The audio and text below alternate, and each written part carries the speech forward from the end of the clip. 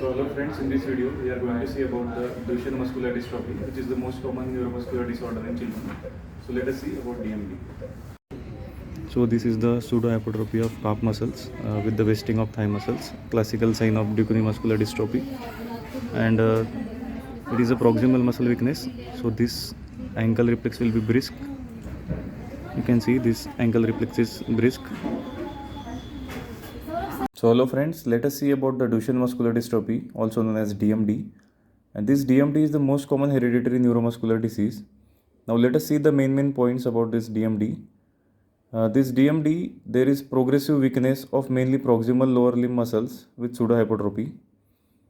The etiology is, it is an X-linked recessive disease where males are affected whereas females are the carriers, and it is due to deletion of one or more exons of the DMD gene, which is located on XP21 locus. The dystrophin is an important cytoskeletal protein present in skeletal and smooth muscles, brain, peripheral nerves, and many other tissues. So this dystrophin is absent or severely deficient in DMD. Let us see the clinical features of DMD. The child is asymptomatic at birth. Weakness usually begins at 2 to 3 years of age with the mild waddling or Trendelenburg gait with a lordotic posture to adapt for gluteal weakness. And the very important sign is the positive Gower sign, that is difficulty in standing from recumbent position, which is due to the pelvic girdle weakness, and child stands up as if climbing upon his body with hand support. And there is the classical feature, that is pseudohypertrophy of calf muscle with wasting of thigh muscles. And next most common site of muscular hypertrophy is tongue, followed by muscle of forearm. The distal deep jerks, example ankle and brachioceles, are brisk, whereas proximal knee or bicep tricep jerks are absent in case of DMD.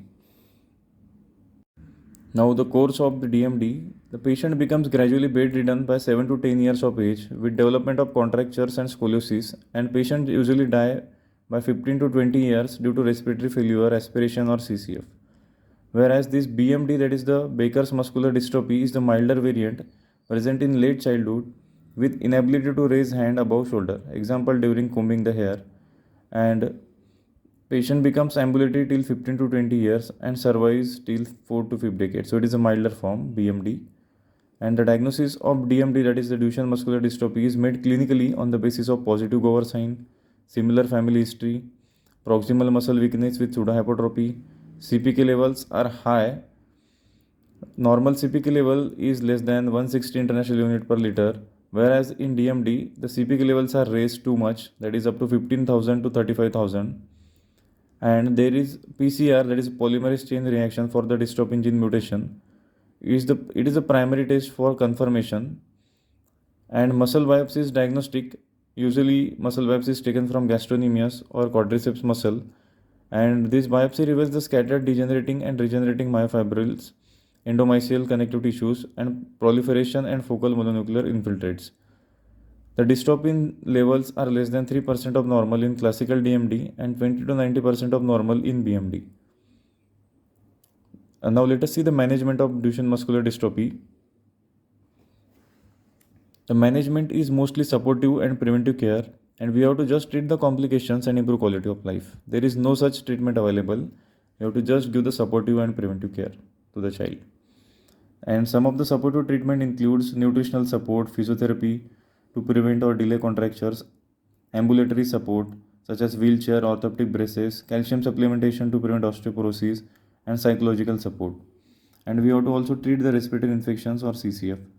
Some steroids such as prednisolone or deflazacort can be tried at the dose of 0.75 mg per kg per day for 10 days.